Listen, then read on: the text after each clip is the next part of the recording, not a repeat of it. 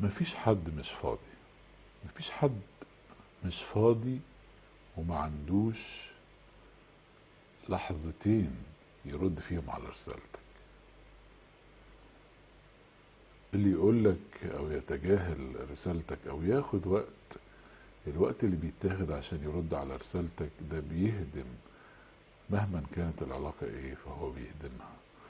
التجاهل ليه انواع كتيرة قوي. التجاهل هو القاتل المباشر لأي علاقة مهما كانت. لما تلاقي حد بيتجاهل رسالتك ويتجاهل تليفونك، ثق تماما ان هو اكتفى، وصل معاك لمرحلة الاكتفاء.